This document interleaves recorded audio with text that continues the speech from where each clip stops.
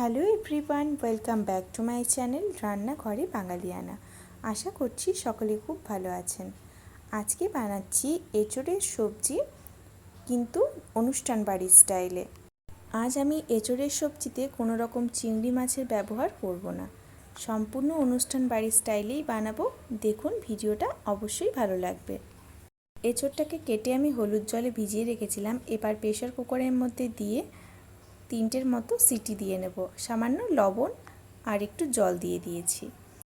চিংড়ি মাছের ব্যবহার ছাড়াও যে এরকম সুন্দর একটা এঁচোড়ের পদ রান্না করা যায়, সেটা আপনারা এই ভিডিওটা দেখলে অবশ্যই বুঝতে পারবেন। এরপর দেখুন, আমি কড়াইয়ের মধ্যে বেশ কিছুটা পরিমাণে সর্ষের তেল দিয়ে দিয়েছি।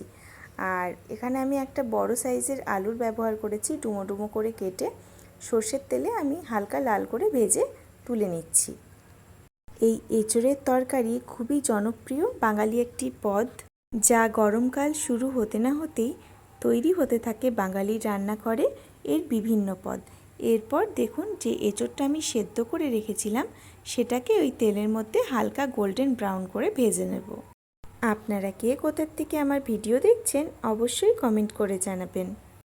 এঁচোড়টাকে আমি খুব ভালোভাবে ভেজে নিয়েছি। এরপর একটা অন্য পাত্রের মধ্যে এঁচোড়টাকে আমি তুলে রেখে নিচ্ছি। আপনি যদি আমার ভিডিও ফেসবুক থেকে দেখছেন, আপনাকে অনুরোধ করব চ্যানেলটি ফলো করার জন্য। আর যদি ইউটিউব থেকে দেখছেন, আপনাকে অনুরোধ করব চ্যানেলটি সাবস্ক্রাইব করার জন্য, যাতে নিত্য নতুন ভিডিওর আপডেট সবার প্রথম আপনিই পান।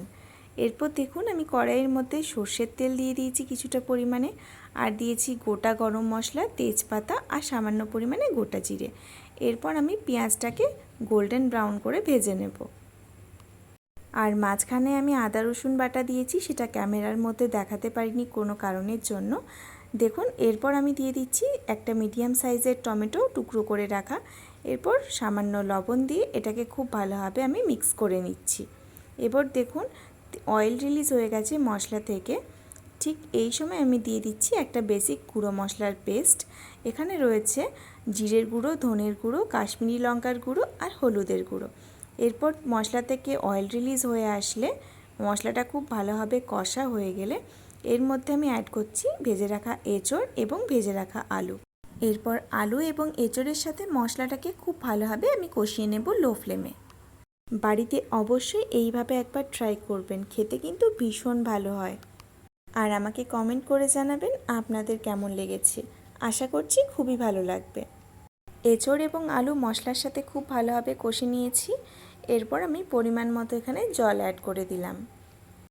এই 43 ডিগ্রি গরমে এরকম একটা খাবার থাকলে আর কিছুই লাগে না। আপনারা এই গরমের মধ্যে কী ধরনের খাবার পছন্দ করেন তা অবশ্যই কমেন্টে জানাবেন। আলু এবং এঁচোড় খুব ভালোভাবে সেদ্ধ হয়ে গেছে। এরপর আমি এর মধ্যে দিয়ে দিয়েছি গরম মশলা বাটা, সামান্য চিনি, একটু কাঁচা লঙ্কা, দিয়ে দিচ্ছি 1 চামচের মতো ঘি। এরপর এগুলোকে খুব ভালোভাবে আমি মিক্স করে নেব। তাহলেই রেডি হয়ে যাবে আজকের রেসিপি এঁচোড়ের কালিয়া। সকলে খুব ভালো থাকবেন, সাবধানে থাকবেন, সুস্থ থাকবেন। দেখা হচ্ছে নেক্সট ভিডিওতে। আর হ্যাঁ, সাবস্ক্রাইব করতে ভুলবেন না যেন। আর ভিডিওটা দেখার জন্য আপনাকে অনেক অনেক ধন্যবাদ।